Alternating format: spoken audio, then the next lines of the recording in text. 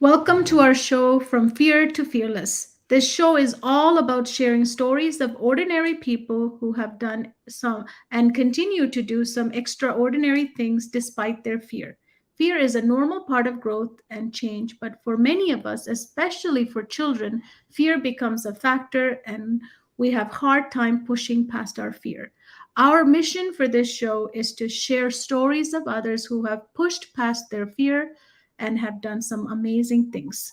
This show is for parents, grandparents, aunts, uncles, or anyone who works with children or other parents. I hope the stories we share will ignite and inspire you to share with kids in your life. I hope these stories will influence and impact their relationship with fear. So let me share with you the structure of the show because we have changed it a little bit since we started. So the first 20 minutes, we will have our guest. Each week, we have different guests coming in to share their experience with fear. After the 20 minutes, we'll end that show and we will continue the show in our wisdom circle discussion. It'll be right here. You don't have to go anywhere, but if you have to leave after 20 minutes, we'll finish the show and start the wisdom circle. We will continue our conversation about fear, and our guest will share some tips, strategies, and insight of how they have overcome or how they are overcoming their fears in their regular life still, because we all have them. So join us for this conversation at the end of the 20 minutes. So today we have our guest, Diane Weseman. Is that right, Diane? Did I say your last name right? Yes, it's Weseman. That's correct. Weseman. Awesome. She is a serial entrepreneur from starting a medical billing service in her teenage years to running a real estate appraisal company for 20 years. She has always pursued ownership of her jobs and companies. She is a graduate from Boise State University with a BBA in marketing and an MBA. For the past 7 years, she has been a health and wellness coach, helping thousands of people on their personal journey to healthy body, mind, and finances. Wow, that's a collection of stuff, eh, Diane? Yes. Finances with the body and mind. She also mentor and trains coaches and leaders. So, Diane, welcome to the show. Thank you so much for being here today. Thank you, Kohila, for that introduction, and thank you for inviting me to be here. It's an honor. Awesome. Thank you. Your show title today is Defeated to Delight. So it's an amazing title. I want to ask you about your story. You know, this, as you heard, the story, this show is all about sharing fear and how we all have them, but we overcome them or we do it anyway, and then we feel good afterwards. So share us your story. I love that, Kohila. It's true because we do all have fears. And when you listen to how Kohila introduced me, it sounds like, oh man, she's done so many things. How could she have any fears? And I felt like I was successful in so many areas of my life, but I was completely felt defeated in the area of my physical body.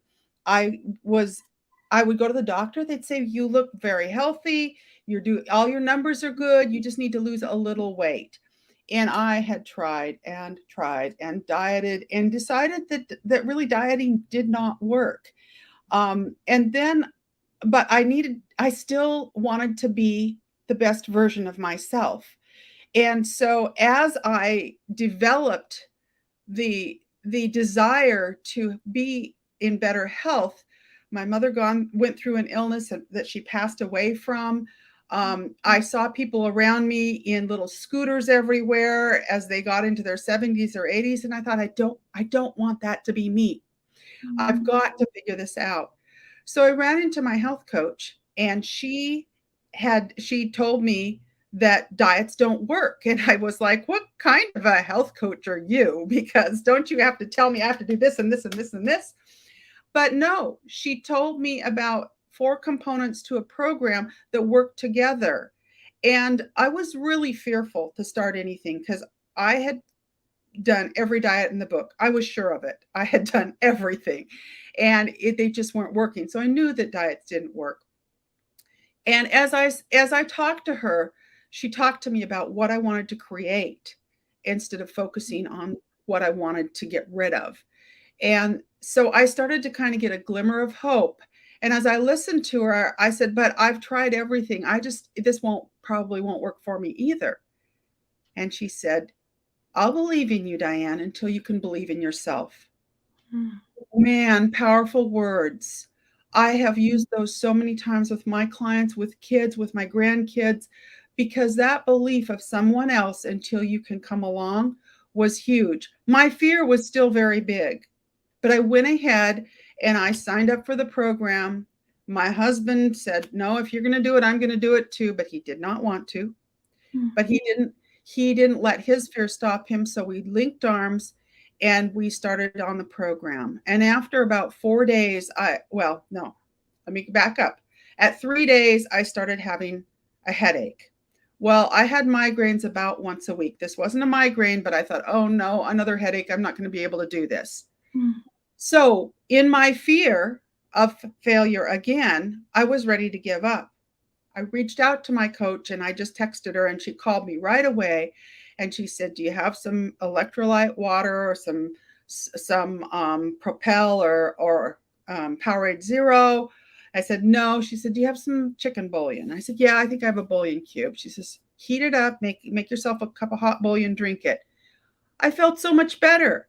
The water that I was drinking and the way I was eating was pulling toxins out of my body, and it was giving me a headache because I wasn't nourished enough, hydrated enough, and I needed more salt. So those kinds of things, having her guide me along, helped dispel fear at every level. Within 5 weeks, I had lost 20 pounds. My husband had lost almost 30, maybe more than 30. And she was, people were asking.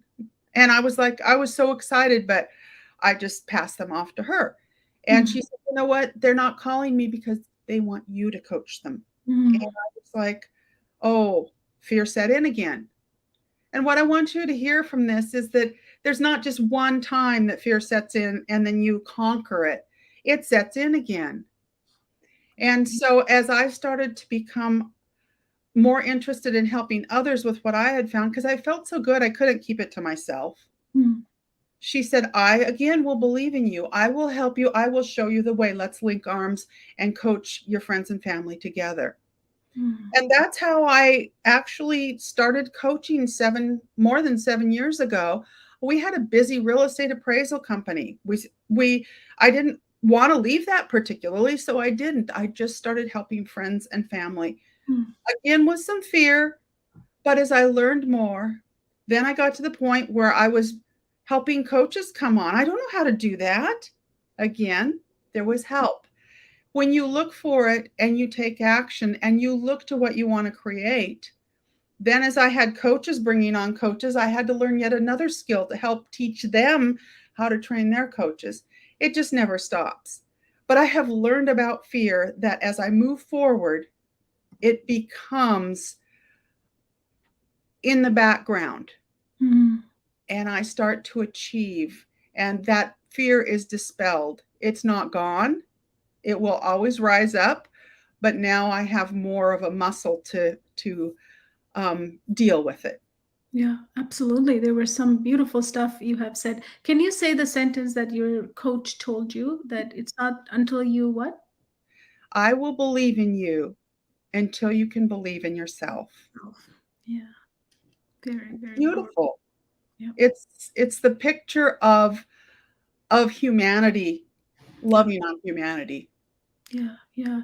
One other quote I love is also by Henry Ford. Is if you can or you can't, you're right. Yeah, if you think you can or you think you can't, You're right. Yeah, exactly. It's like that, right? That's what the fear is about. You can tell yourself with the fear when it sets. We can tell ourselves we can, I can't, and then that becomes the result, or I can overcome. But I liked one other thing you said was that fear is not one-time event. Every stage brings another type of fear and another type of fear, and you just kind of overcome. Yeah. And then you gain momentum as you work through the fear and realize that it's all happening to help make you stronger. And that's where, when my coach told me that I was right, that diets didn't work, is that diet is food focused. It's a temporary thing. But what I found was that what I changed as I changed up here and as Yes. I gained confidence up here, my physical body did what I wanted it to, where I was aiming to go. Yes. Yes, absolutely. Our mind has to start first. Mhm. Food. So another thing you said that was very, very powerful is this, our students too, right? Lots of students, especially girls, the about eating, and then then they becoming anorexic, or all these other association with food. It's a huge problem because body image comes back to that body image for our kids, right? The relationship with food has changed over the years. Can you give us a little bit about how that is affecting our culture now? Yeah, it really is affecting our culture, and it really is. There's several different thoughts out there that people will have, and it's like I've got to be model skinny. Well, nobody needs to be model skinny. I wasn't, and I'm just going to show you a picture of what I looked like before, Mhm. and you can see on my face that there was not joy and happiness there. I thought I was happy, Mhm. but that it wasn't my body image that was the biggest problem. It was my ability to breathe and get around and be active. It was my knees and feet hurting all the time. It Mhm. was the knowledge that if I don't take care of myself, I'm going to end up with mobility challenges at the best, and with a fatal disease at the worst. Those were Yes. not things I wanted.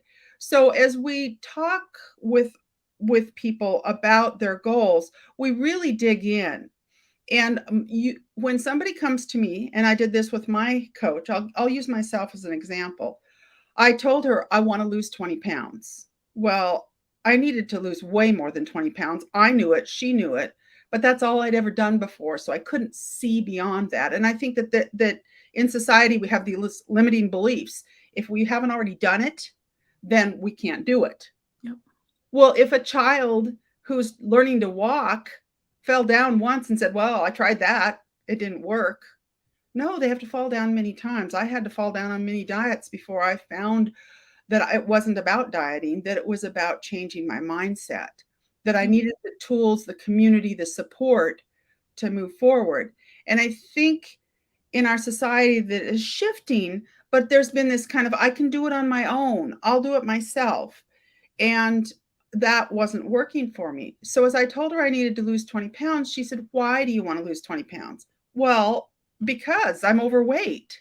Mhm. Well, but what will it mean to you if you lose 20 pounds? Well, my knees won't hurt as bad. And then as we talked, she said, if you could lose as much as you wanted, if I could wave a magic wand, what would you do? And I said, oh, I'd lose, I don't know, maybe 70, 80 pounds. She said, okay. So when you're 70 or 80 pounds down, tell me what that would feel like. I have no idea. I haven't been there in years. Mhm. I was really a tough cookie. But as then she said, well, tell me about your perfect day. She kind of changed things up on me. And so I said, well, I'd be at the beach. That's easy. I'd have Mhm. coffee on the deck. And she said, then what are you going to do? I'm going to go walk on the beach. What are you wearing? We talked about all those things. And then she said, who are you with? And I said, my grandchildren. Mhm. She said, oh, I didn't know you had grandchildren. I said, I don't. I absolutely didn't have any grandchildren 8 years ago. Yes. Now I have 5. Um, Wow. and I have walked on the beach with them. I have played on the beach with them. And that was the difference to shift me into, I really didn't want to lose 20 pounds or 100 pounds. I wanted to live a better life. Mhm. And what did that involve for me? And I think as society shifts to this idea of ideal perfection, and we can shift our children to thinking, I want to create a life that I am comfortable and happy living, Yes. that we will see that improve in society. Absolutely. Absolutely. And let's look at, you did tell us like how you overcame the fear. Just now you told me it was that picture of you into the future, right? How is that going to look like? And if I do what I'm doing right now, I don't see myself over there with my grandkids on the beach. I don't imagine myself walking because my knees are hurting today. how can I be there in, how many years, like 10 years, 8 years, right? So Right. what else did you have to do during, because you said you shifted about your weight, then they asked you to become a coach, then there was another fear, can I do this? You shifted there, and then you are coaching the coaches.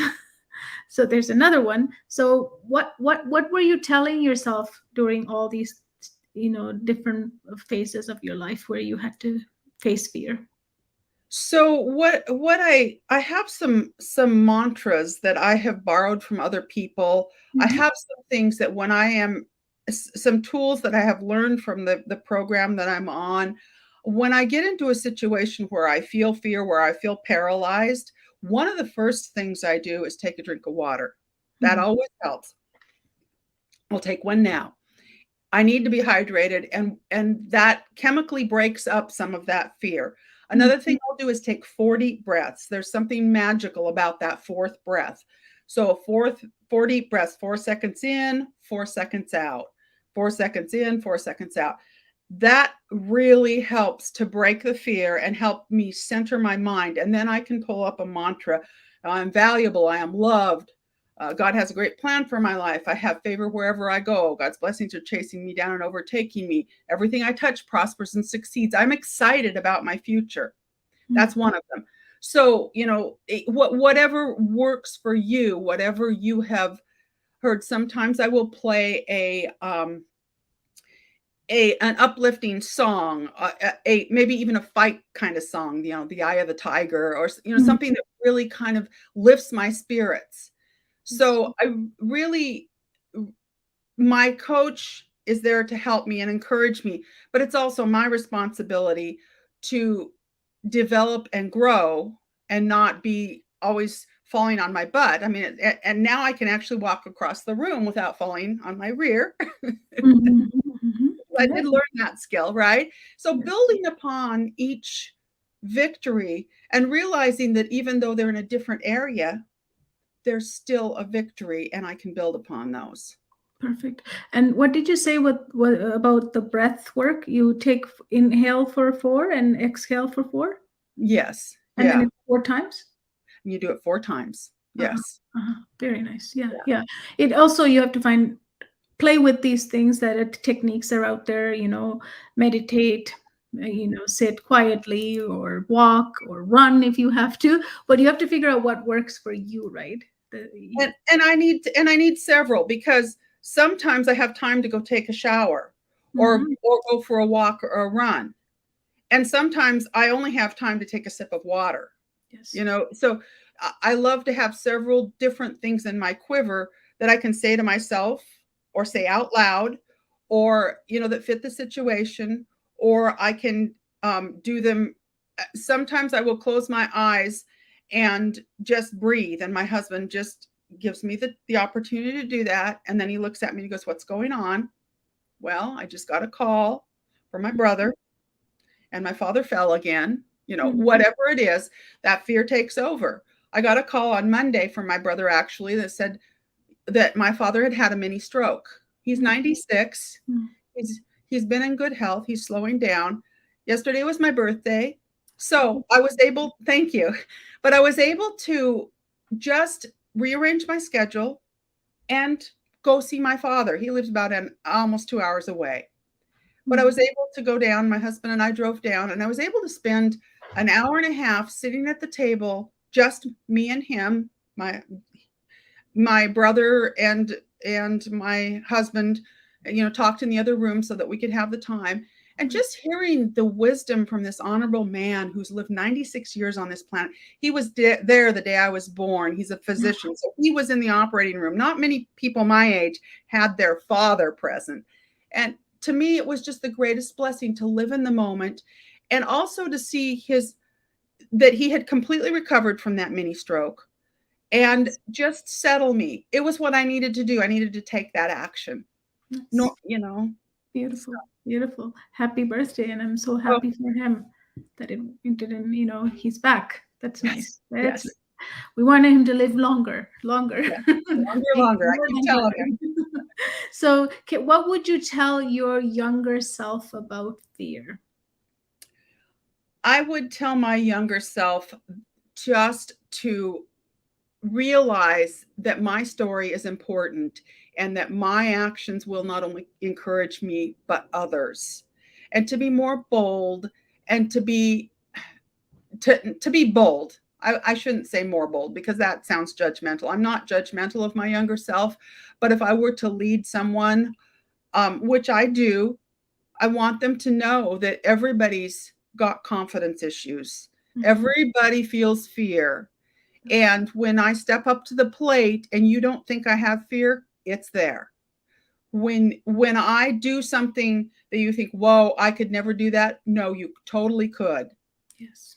It's just taking the action and not letting the fear paralyze you. Absolutely. And yeah, it's not going to go away because it's an emotion that shows us that we are passing through our, getting out of our comfort zone. Mhm. You know? Yes. Yeah. I don't know that there's a speaker author. Her name is Mel Robbins. And she, somebody asked her one time, how did you get over feeling anxious or anxiety about speaking on stage? And she said, what makes you think I got over it? They said, well, you do it all the time. She said, I feel like I'm going to throw up every time before I go on stage. Yes. And they said, well, how do you deal with it? She said, I reframe it. I've reframed that as excitement instead of anxiety. Yes, absolutely. So that's another tip that's easy. Wow. If you can reframe your fear into this is my opportunity instead of this is my fear. Yeah, and breathing out instead of breathing in and holding it up there. And then you have no space. That's right. You're trapped, right? So yeah, I have to remind myself too. Yeah, I think I mean, even starting this show, nervousness and fear sets in, right? It's normal. It's normal. So I'm going to wrap this up. Thank you so much for tuning into our show. We will go live every Wednesday at 11 a.m. PST. And if you're interested in making learning easy for your child, please book your call at our website, www.learningsuccessacademy.com. Until next time, see what's on the other side of fear. Let's ignite and inspire children to push past their fear and make fear not a factor for them. So let's help our children learn and grow fearless. Thank you so much. And if you guys want to stay, we'll continue with Diane in our wisdom circle. So I want to continue our conversation, Diane, about let's go back to the time you said you're in this body that you're not feeling happy and you can feel there are stuff that's not going right. You had to make the choice. So it was the coach that brought to you, or you already had a awareness that you need to make some change? Oh, I had an awareness. I just was, I felt defeated. Like, what can I do? I can't conquer this. I've started multiple businesses. I'm really, good at leadership. I can do all these things. Why can't I? And that was, of course, a question that I was asking myself in frustration. And that didn't open me up for answers. But I finally kind of let go of the why can't I? And I just said, there's got to be an answer. And that shift happened probably a few weeks before I ran into my coach at a family wedding. I'd met her before, but she wasn't somebody that I knew well.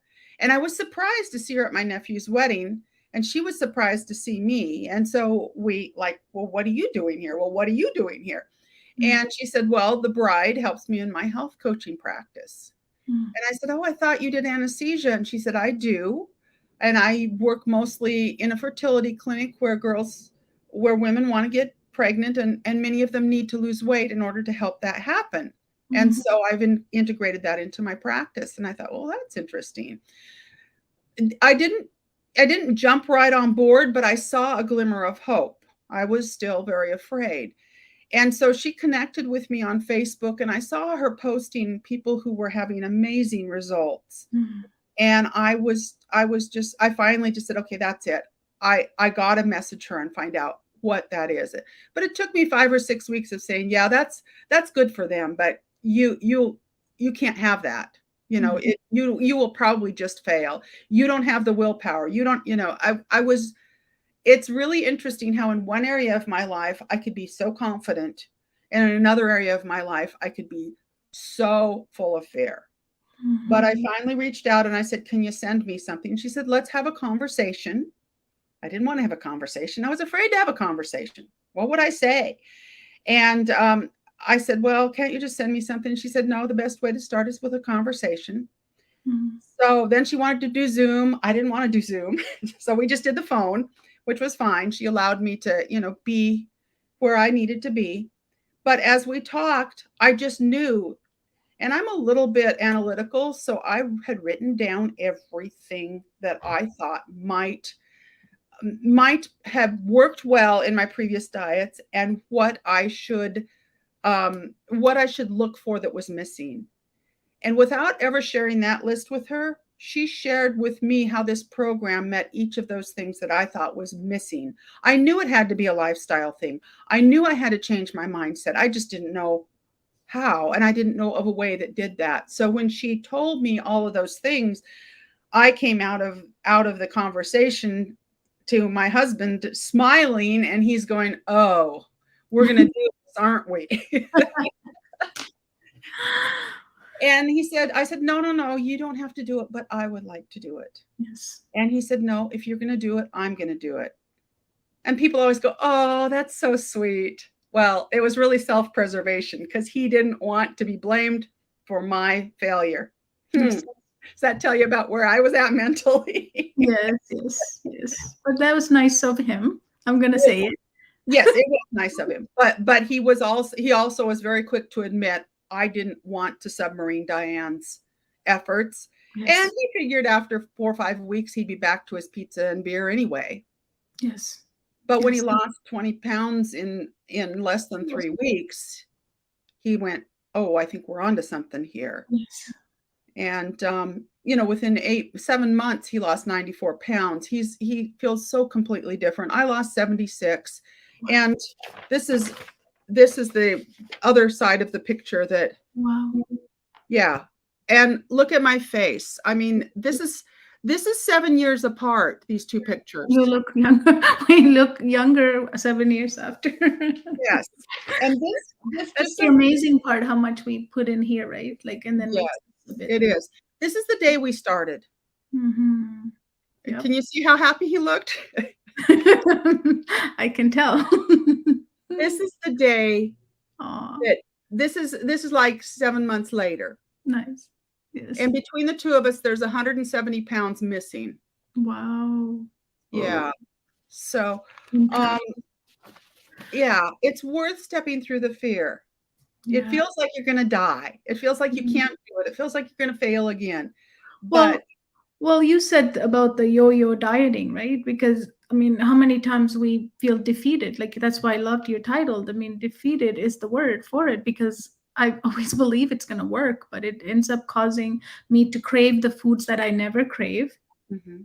Mm-hmm. That's one of the things that happens to me, is that I will be fine and I go on a diet or some form of a diet, and I come out of it at the end, I'm looking for food that I've never even was not even thinking about it months ago, right? So it triggers some other parts of your brain that and also our body never wants to get rid of things. It wants to preserve, because it's looking for if something happens, right? Yeah. We need to understand our body's mental state too, which is to And that's the beauty of the nutrition portion of the 4 components that we have, is that the nutrition portion feeds your body exactly the way it wants to be fed, and leaves a little bit of deficit so that your body says, wow, I feel great. I'm getting all the nutrients I need. I just need a little more energy. I am willing to go burn some of that fat. And that's what happens, is you get into a mild fat burn while you're learning these habits of thought, these other healthy habits of hydration, healthy sleep. There's 26 elements that we deal with in the program in supporting, and I still am working on all of them. I'm still working to get better sleep. I'm still working to make sure that I get my hydration in every day. Some days I do better than others. There's not an arrival point in physical health. And you kind of chuckled a little bit in the beginning when we talked about healthy body, healthy mind, healthy finances. Mm-hmm. But what we find is that if you only work on healthy body and your mind and your finances are out of whack, it's going to cause stress. Your body's not going to maintain that healthiness or optimize. Same thing, if you work on your finances, but the rest of it's out of whack. So I say it's like riding a tricycle. You want all three of those wheels to be straight. If one of them's warped, it doesn't matter which one's warped. Your ride is going to be bumpy. Yeah, I never seen those three words come together. That's why I couldn't even say past it. I had to stop and, finance. But you're right, because finance stress can influence the other two. And then that's it. You're on a vicious cycle of, up and down roller coaster feelings and roller coaster eating moments. Mm-hmm. Well, and people with finances love to think about balance sheets or income statements or whatever. Those are tracking devices. Your checkbook is register. Well, if there is such a thing anymore, is a tracking device. But really, your financial health is the same thing. It's your habits of thought about finances. Are you thinking lack? Are you thinking abundance? What do you have in your past that is contributing to that? So it really all ties back into the mindfulness, the awarenesses that you have. Mm-hmm. And we spend a lot of time in that. Yeah. What do you think? Let's talk a little bit about for kids, right? In terms of healthy habits for them, because I know so many girls that I coach myself go through this period of I'm not going to eat, and if I'm going to eat, I'm eating the wrong thing. Like, why is it that even some parents, they have good healthy dinners and stuff, but the kids then at certain point switch? Mm-hmm. Yeah, and I think that I think that there's been a lot of misinformation.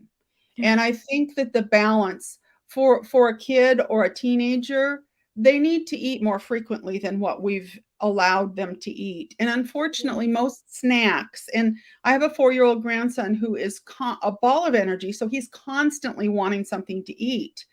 And it's a real effort to keep him with a balance, because carbs are so available and they burn them up so quickly. But when you get a little bit older and you are depending on those carbs, you're eating the carbs frequently, and your body uses the carbs that it needs right away. And then it puts the rest of them in your fat storage. And so to understand how your body actually uses food and the balance that needs to happen, it's not no carbs, all protein, and it's a balance of carbs and protein together. And it's very hard to find snacks that will balance that. Yeah. And you can have peanut butter and celery, you can have apple and cheese, but those are not readily available in our busy life to have. And so I think it takes a slowing down and saying, what do I want to teach my kids? What do I want them to understand? Yes, they need a snack after school. They can't wait from lunch until dinner to eat. That's asking the body to starve itself. They need the available energy right away. But it's giving them it's giving them the healthy choices rather than what's easy, which is, sometimes easier to do. And I'm not saying all the time, but people will say, well, I'll have 100-calorie snack. Great.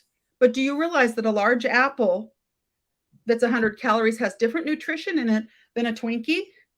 Yes, absolutely. So I hate to pick on Twinkies, but Yeah, and also education is so important, right? About nutrition is missing. I think a class could be dedicated, or every year a class can be dedicated to exercise and healthy eating. That can help kids understand. Yes. And there's a misinformation about exercise, and you see it in the gyms every January. Everybody's going to make their New Year's resolutions. They're all going to lose weight. They all end up in the gym, and they're gone after 3 weeks because they've exercised, they're sore, and they haven't seen any results. Exercise is so important. Healthy motion, kids play, that is all so important. But 85 to 90% of being able to control, maintain, optimize, lose weight is in your nutrition plan. So the exercise is important, but if you're not at a healthy weight, I had damaged my knees and my ankles because I was trying to run with almost 100 extra pounds on my frame. It caused a lot of damage. So those are the things that we want to pass down is really that honed in. And hydration, healthy hydration. Water is the best thing that you can drink. Yeah. And there's so many choices now that people often don't drink hardly any water at all. So yeah. just drink it. And reminding yourself to drink it too, right? Sometimes I forget too. I have it here, but then I forget to drink it because I'm so busy. The time takes over, and then I look at it. My bottle's not empty, so I haven't drank for a long time. But you're good at it. You're doing it, so you're good. I try to keep it handy and create a thirst in myself. Yeah, create that thirst. That's important. Yes. I want to ask you a little bit more about in terms of what to eat, how much to eat. There's so many different ways. Like some people say, go on a what do they call it? Intermittent fasting.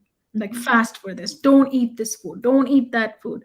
Like, what do you have to say about that? It's just like so much information. I don't know what to do, right? At some point.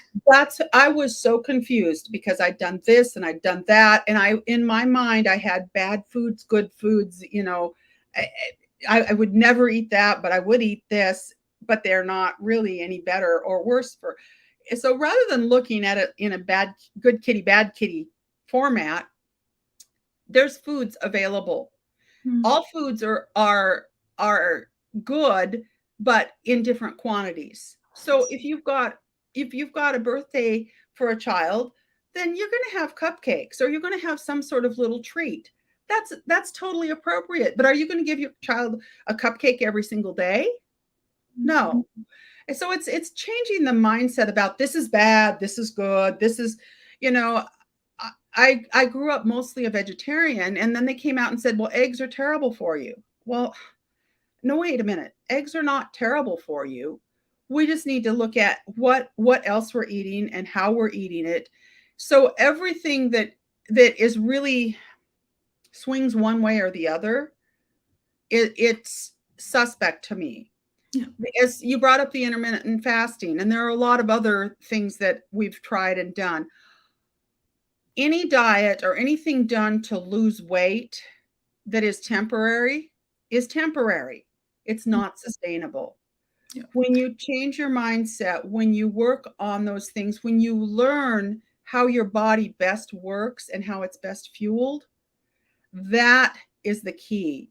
And what we have learned through studies at Johns Hopkins and the Cleveland Clinic, multiple studies over the past 30 years, that the body likes to eat every 2 to 3 hours, small portions, protein, carb combined, like just keeping it equal.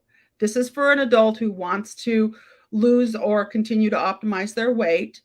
Your carbs are going to go up a little bit after you've lost the weight, but then healthy fat. Sometimes people think fat makes me fat. No, you need the healthy fats to help you digest, to help you to keep your body strong and going. And they also help you feel full. So when you go on a low-fat diet, your hunger goes out of control.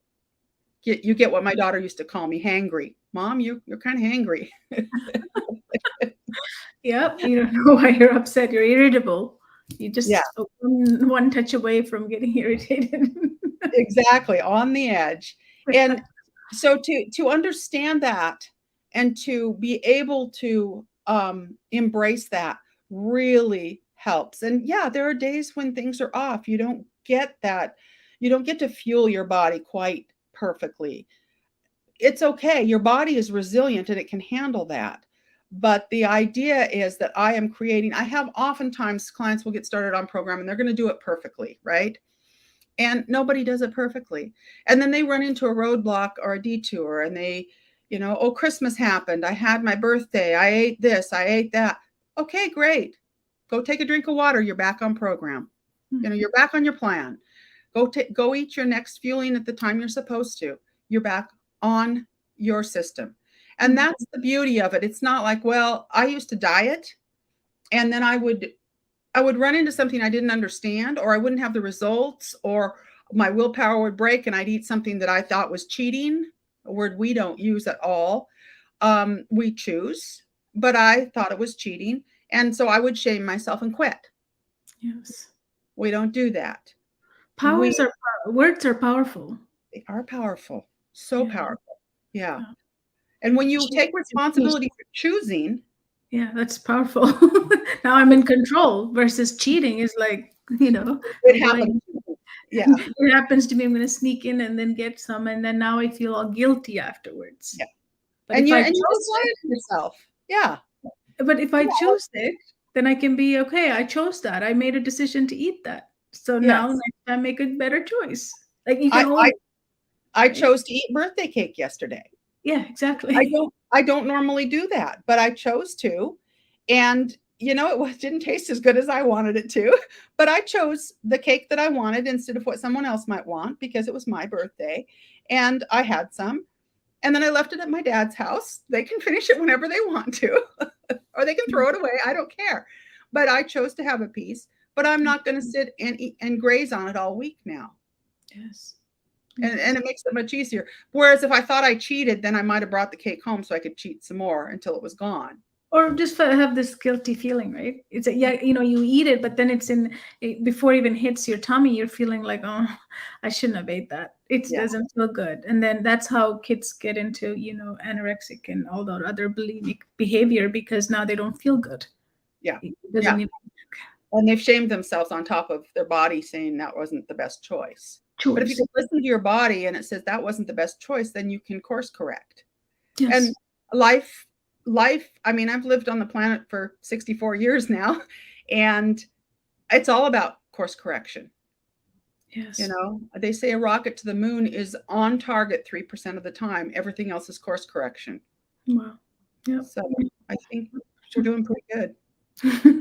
Yes. So I want to talk about one more thing that I want to touch on is like how do you stay, like one of the things that happens is you start something, you don't have the willpower, especially when it comes to food, like especially social gatherings, right? That's when you probably done a very good week, and you go to this event and you see a lot of food, and everybody, food and alcohol is like the thing to socialize with. Right. Now you have to make choice.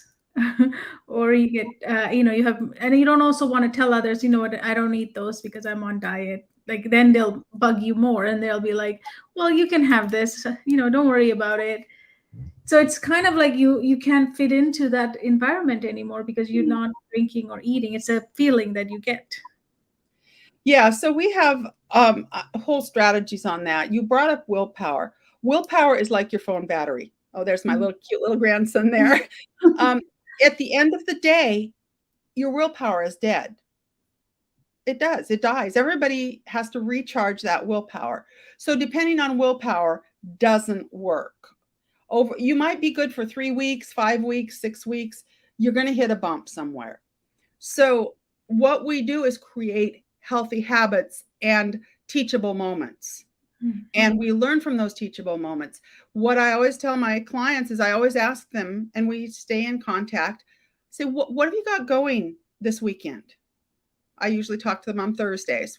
What's going on this weekend? Well, we're going to a barbecue. Well, we're going to a bar mitzvah. We're going to, whatever they're going to. And so I ask them a few questions about what they know about it, who's going to be there, what they're having. And then I help them pre-plan. And that is the biggest deal. Because if they want to go and forget that they're on program and gain a little weight back, that's their choice. Great. Go enjoy. Let's talk afterwards.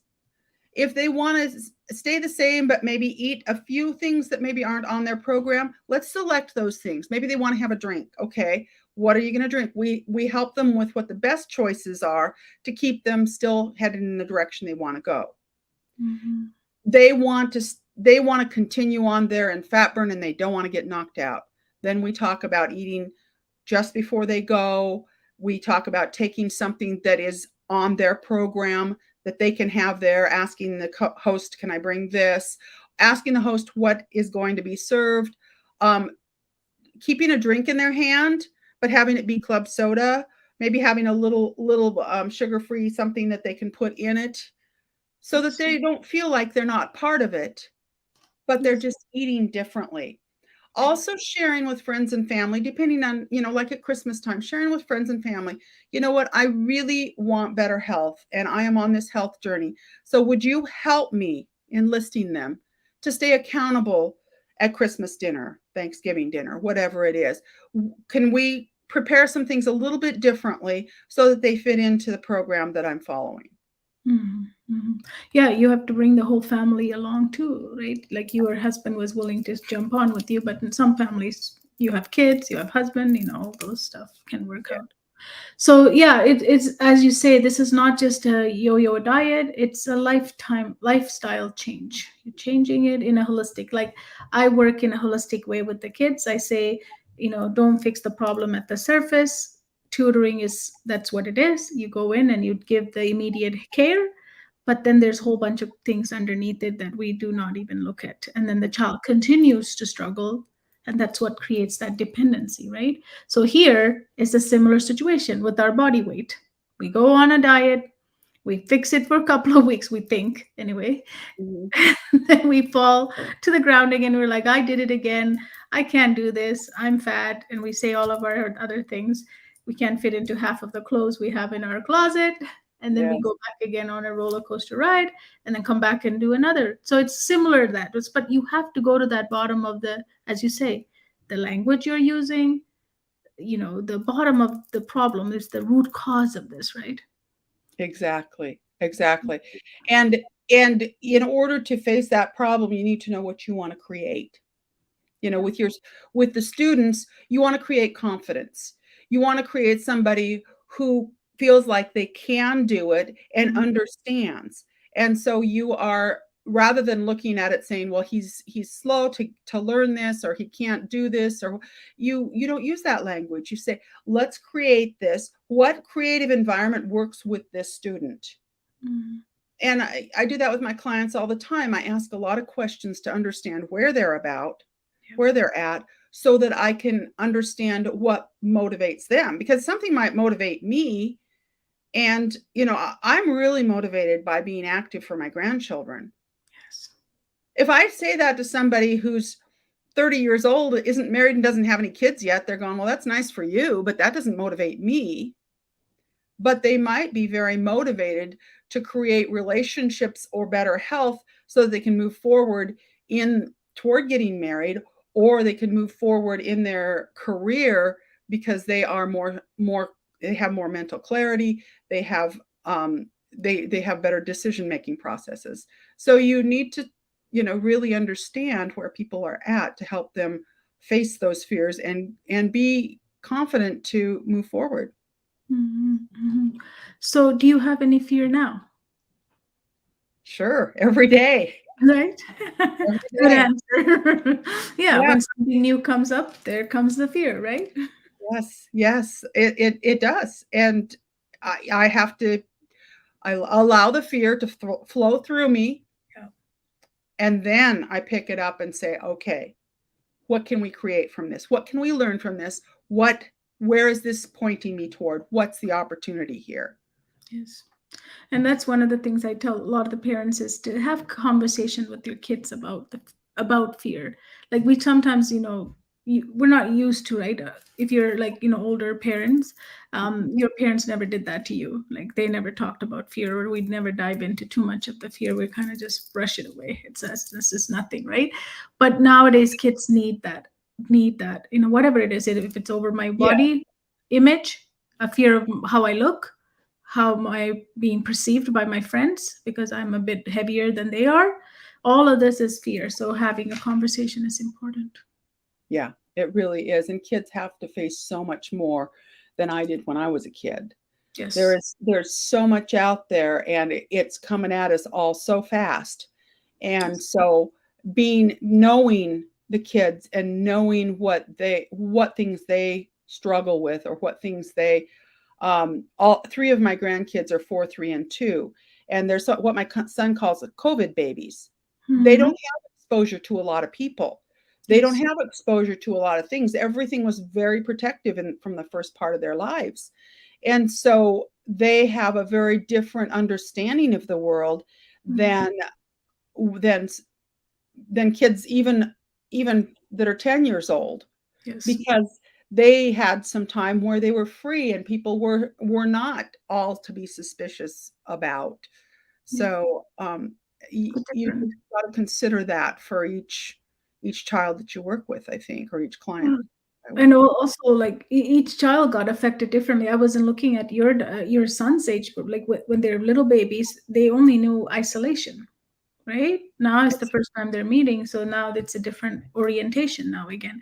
But then at school, kids went into homes online schooling. Now coming back to school, they're learning how to fit back into a classroom and follow rules. Yes, So yes, much disturbance between the yes. two world clash. And I think that I heard several times during the pandemic, I can't wait for things to get back to normal. And it's like there's no normal. No. We're in uncharted territory. This is a new normal that we're creating, and we need to be aware what we are creating and be aware what may have happened, what may be stressing out our children Yes. and grandchildren, because it's different than what stressed me out. I rode a bike 3 miles to school in first grade with my 2 older brothers. Yes. There's no in Portland, there's no way I would let a child do that now. No. That would be ridiculous. So you just have to stop and think about context, I think. Yeah, it's scary these days. I mean, even internet is scary, right, for kids. So there's another conversation totally on that world of what kids can do and how to, monitor or how to give them the control and balance and all of that stuff is also kids got more responsibility than you and I when we grew up. Well, like I Yeah, was I was able to be a child. I didn't have to worry about anything. All I have to do is go to school, come back and figure out what I'm going to do for eating with my parents. Like, I didn't figure out which social media should I be Snapchatting or what am I supposed to do now. We weren't, and that whole world about sharing your image online is the problem now for a lot of the kids because they yeah, get bullied online.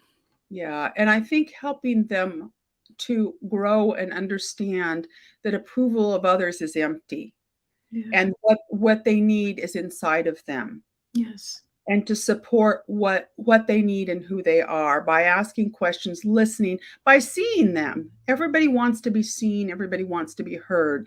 And so you see so many kids. I was at Starbucks yesterday, and there was a whole table of they were probably teenagers, and I didn't hear them say anything to each other hardly at all. They were all looking at their electronic devices, and that's their language. That's what they speak. So They're probably talking to each other on it.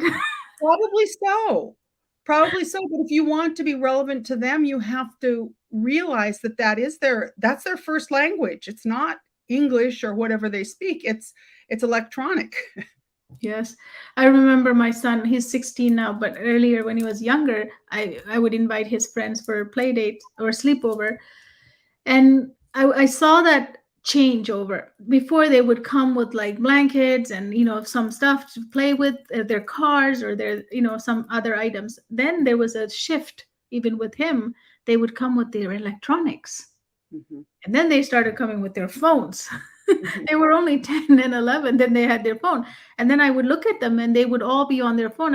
And then I would ask my son, I thought this was like a playtime. Where's the play? Where's the gathering part? Yeah, yeah. So You know, they have a different idea than we do, and they have a different understanding. And I think it's up to us to show them that gatherings, being outdoors, actual play, actual movement is really fun, and help them to discover that. yes, absolutely. Do you want to say anything? We're closing up here. Do you want to say anything about, fear or weight loss or not weight loss? Weight, what did you say was not loss? It's not a loss. That's a bad word. No. Well, it's just optimizing your health, really. And our leader, Dr. Anderson, says he's the co-creator of the whole system. And 20 years ago, he left traditional medicine to develop this. But he says we have the best personal development program in the world. Mm. We just happen to have a really good weight loss component attached to it. Awesome. Yeah. And there's so much obesity in the country. There's so much overweight. There's so much diabetes. And it's not a joke. People lose their limbs, their eyesight. They lose their life. Yes. And that's what he saw in traditional medicine. And he said, I got to get upstream and help people live a better life. And I'm so grateful that he did. But to look at it from terms of, I need to develop my life the way I want it, rather than I got to get rid of this. Yeah. And I was totally there. It's where most people are. We start with them there, but we help them understand that getting rid of it permanently involves creating the future they want. Yes, absolutely. Very good. Wise words. So you look amazing. I think you slipped in there your birthday and your year number. It's, I mean, incredible. You look like 20 years younger than what you just told us. So thank you. And thank you for sharing your wisdom. And, it's so important to take care of our body, because this is the only thing that we own, really. The other things are just stuff. Exactly. Yeah. And you can make more money. You can't make more time. So you want to take care of the time that you have and the body that you have, because you don't get another one. Not that I've seen. So, I just decided, and my husband decided, that we wanted to devote our life to helping people find the freedom, the clarity, the focus, the energy, the joy of movement that we've found. Yes. Thank you for sharing. And on the show notes, I'll include your information so people who are watching can contact you and, see how you do your coaching program with them. But thank you for joining us today. You can tune into our show next week on Wednesday at 11 a.m. PST. If you're interested in making learning easy for your child, please book a Clarity coaching call at www.learningsuccessacademy.com. Thank you. Until next time, see what's on the other side of fear. Thank you, and I'll see you next week. Bye.